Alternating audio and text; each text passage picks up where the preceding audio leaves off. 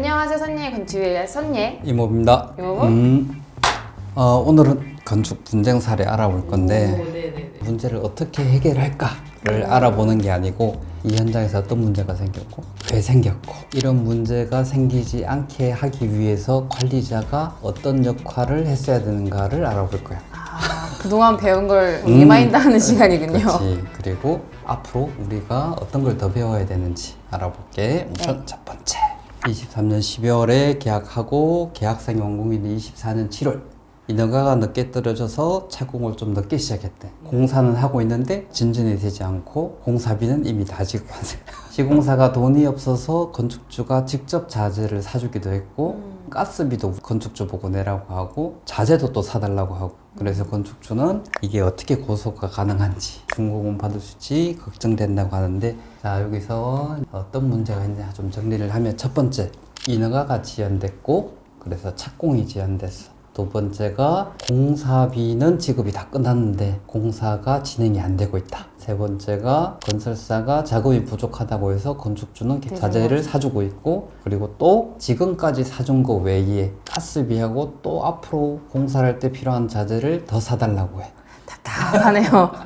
왜 이런 일이 생겼을까? 이 사례를 들었을 때 한 세 가지 정도를 잘못하지 않았나. 일단 첫 번째로 일정 관리를 잘 못했고요. 우리 건축비 부담이라던가 시간이 많이 들잖아요. 두 번째로 기성 관리 이런 만큼 지급하라고 했는데 그대로 지급하지 않았고 세 번째로는 좀 추측을 해보건데 계약서를 잘못 쓴 게 아닌가.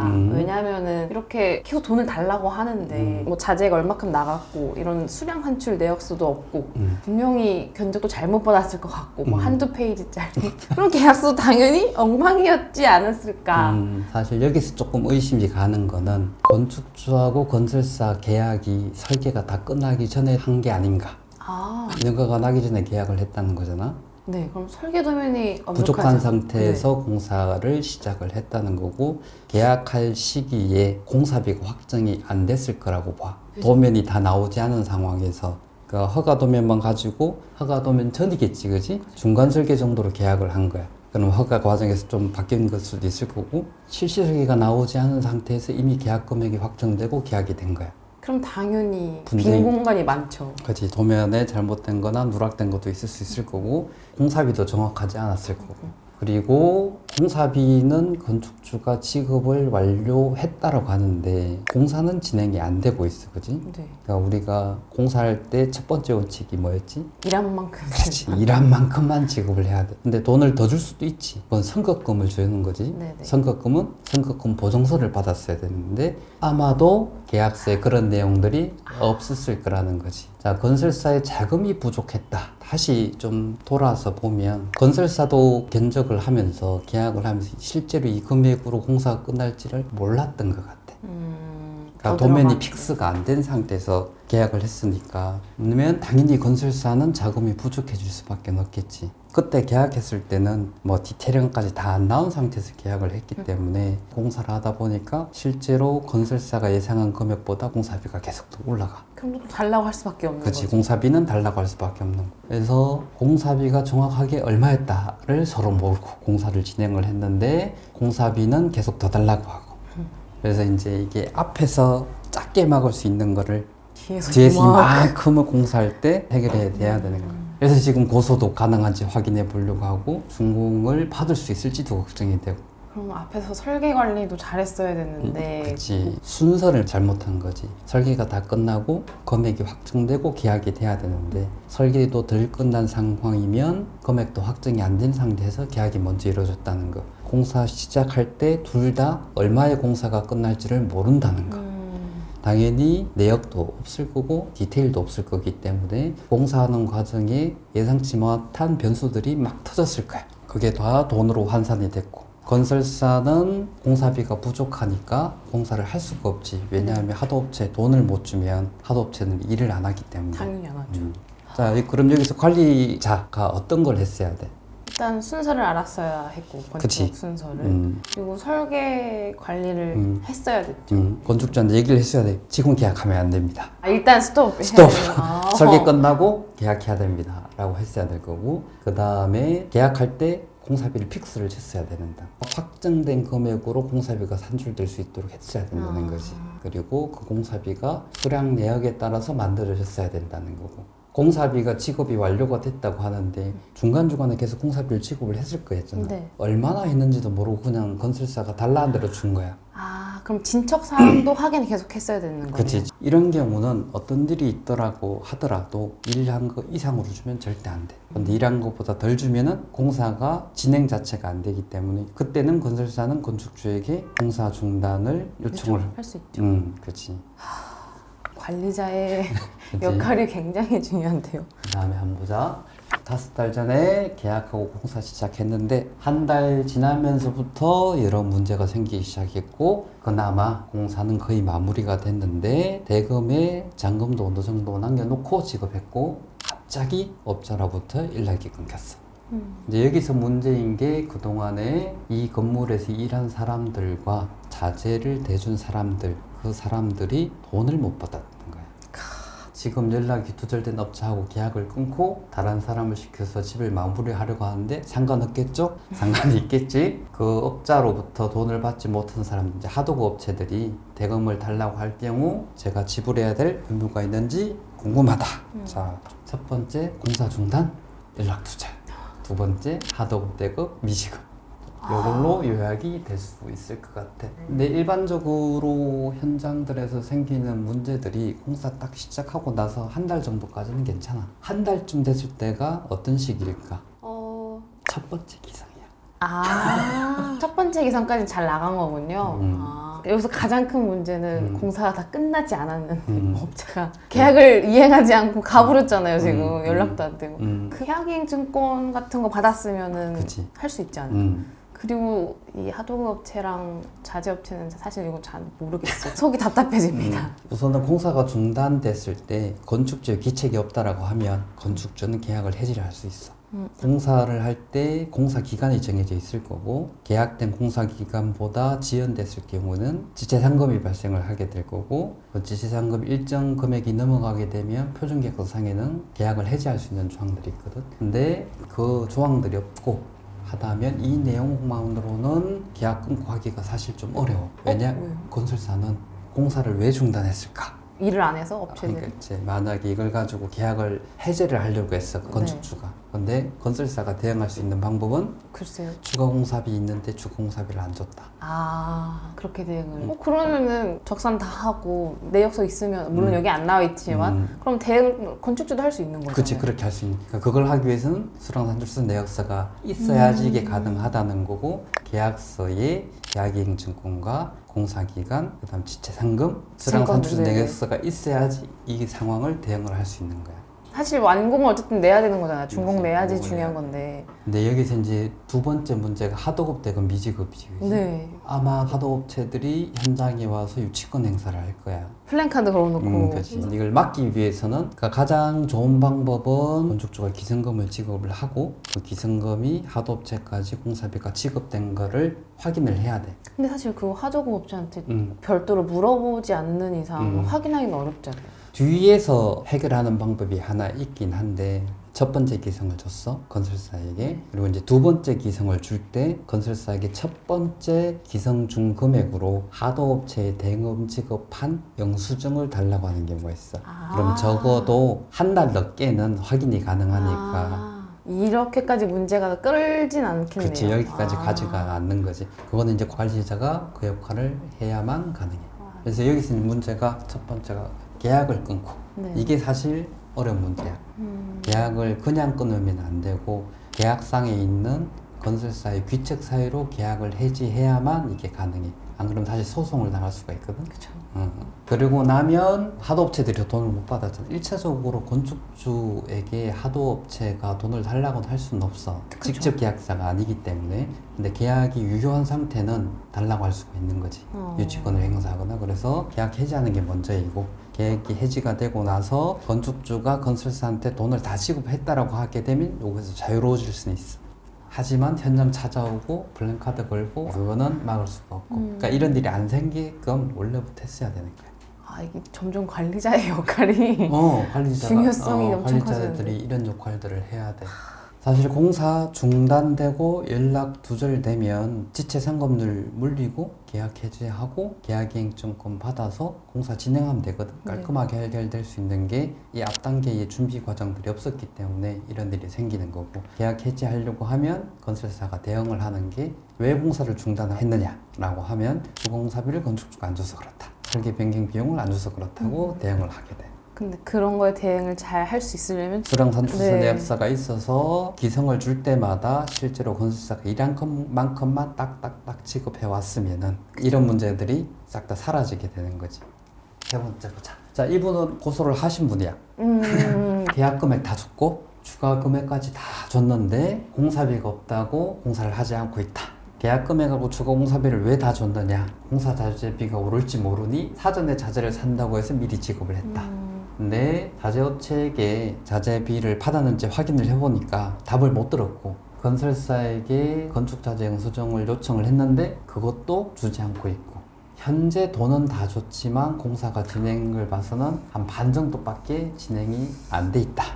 그리고 또 요약하면, 자, 공사비는 다 지급했는데 공사가 중단됐고, 두 번째가 하도급대금 미지급이야. 아까 케이스가 비슷하지, 그지? 아까 분은 고소를 생각을 하고 계신 분이고, 이분은 고소를 하신 분이고. 와, 근데 여기는 너무 명확하게 보이는 것 같아요. 일단 기성 당연히 제대로 지급 안 했고, 자재 관련돼서 뭐 미리 산다 얘기를 했는데, 그건 당연히 미리 살 수 있는 거긴 하죠. 선급금으로. 그치. 자재를 사기 위해서 필요한 돈은 선급금으로 지급하고, 네네. 선급금 보증서를 받으면 되는 건데, 근데 여기는 보증서를 안 받은 것 같아요. 그리고 계약이행증권도 안 안 끊었을 썼을 것 거고, 그 다음에 수량산출서 내역서로 견적받고 계약한 것도 아닌 것 같고. 자, 고소인에게서 접근해서 현혹시켰다. 뭘로 가지고 현혹을 했을까? 싼 가격. 그치. 내가 싸게 해줄게. 계약하자. 견적서가 이렇게. 제대로 됐겠냐는 거예요. 그치. 자, 이 상황에서 건축주가 공사를 재개를 하려면 어떻게 해야 될까? 일단 지금이라도 늦었더라도 적산 다 하고 지급한 내역 다 확인하고 해서 이게 맞는지 안 맞는지 확인하고 그 다음에 뭔가를 진행해야 되지 않을까요? 이성적으로는. 근데 여기서 이제 기로에서 조금씩 덜어주면서 빨리 준공을 할 거냐, 이렇게 따질 거 따지면서 할 거냐. 근데 어떤 게 더 빠를지는 건축주하고 건설사 성향에 따라서 좀 다르긴 해. 이제 그는 직접 보면서 진행을 해야 되는 건데, 아까 사례에서 공사가 거의 다 끝났는데 건설사가 추가 공사비를 요청하거나 공사를 중단을 한 경우는 돈을 더 주고라도 해야 되는 경우가 생길 수 있어.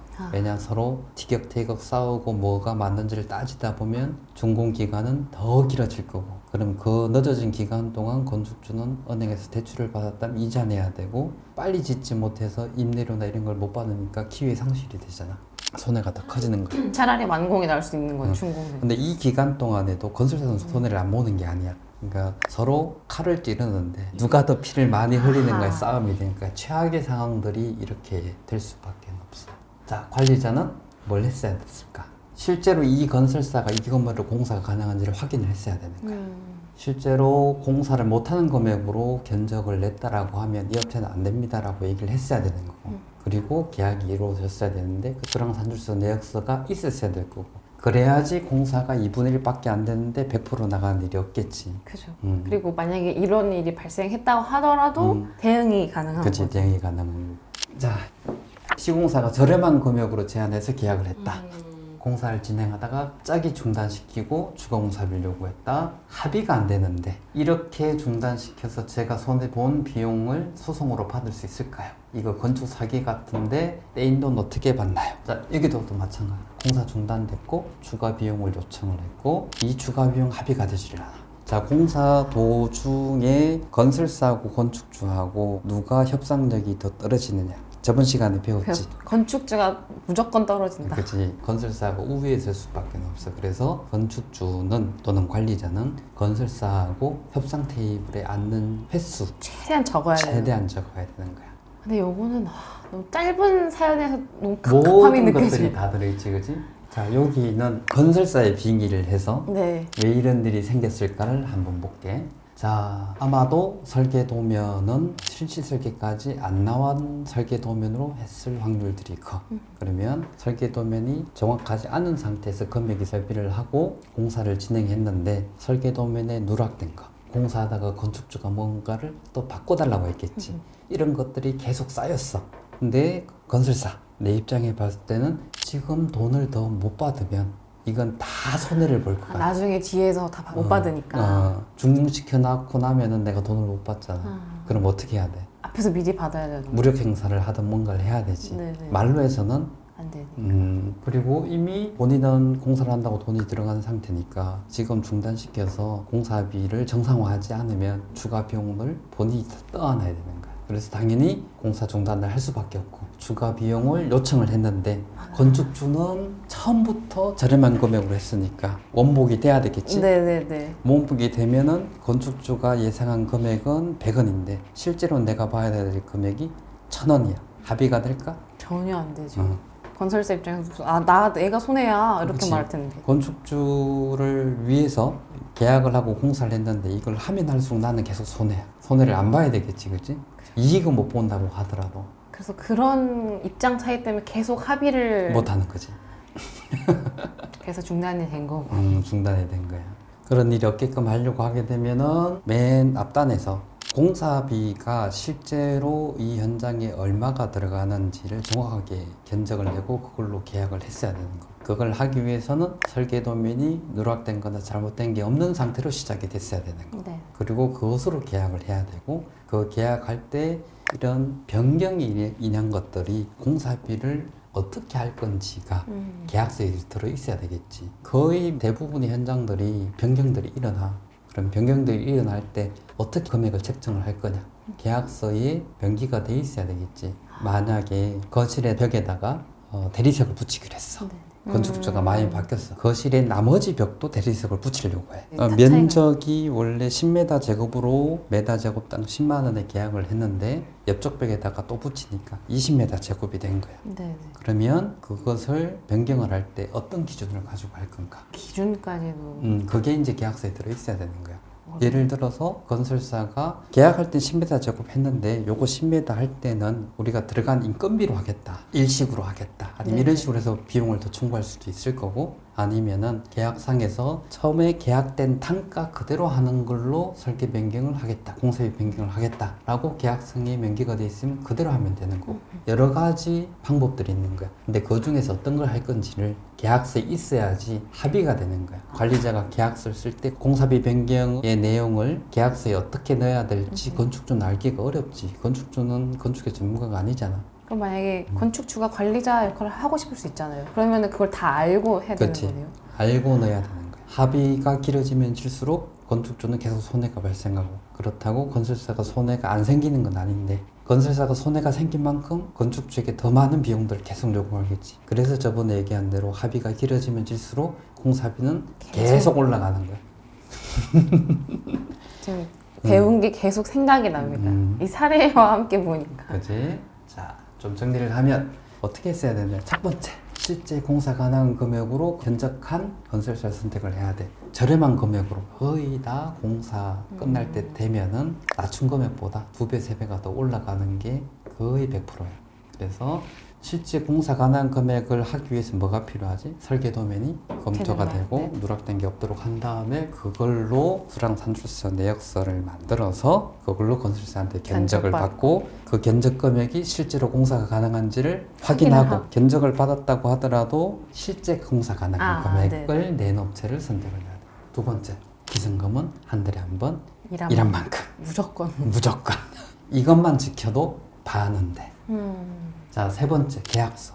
계약이행 선급금, 지체상금이 계약서의 명기가 반드시 돼야 되고, 내가 선급금을 준다면 선급금 보증서를 받아야 되고, 계약을 했다면 계약이행 증권을 받아야 되고, 공사 기간이 명기가 돼 있어서 지체상금률이 몇 프로인지 계약서에 들어 있어야 되고, 그리고 네 번째, 하도급 대금 관리를 해야 되고. 지금 이 준비를 언제 해야 될까?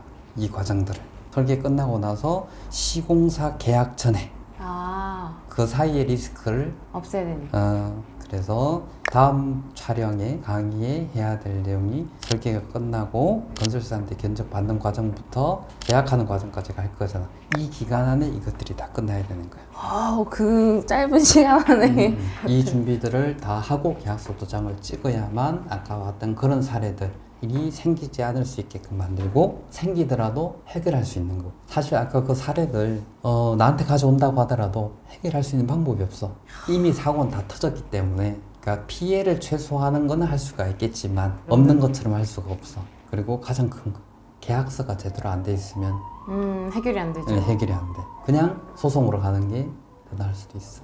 관리라는 게 바로 앞에 있는 문제를 해결을 하려고 하는 게 아니고 3개월 뒤, 6개월 뒤 생길 문제들을 미리 알고 그것들을 사전에 막는 역할이 관리자가 해야 될 역할인 거야. 야, 그래도 여기까지 아까 그 사례들 보면서 네가 이때까지 배운 것들이 답변으로 나온 걸 보니까 헛된 게 아니었나요? 내가 가르친 게 헛된 게 아니었다. 많이 컸다. 네. 다음번 할 때는 시공사에게 어떻게 견적받고 계약을 할 때까지 어떻게 리스크를 낮추고 그런 문제가 생기지 않도록 어떻게 준비를 하는지에 대해서 알려줄게. 알겠습니다. 수고했어.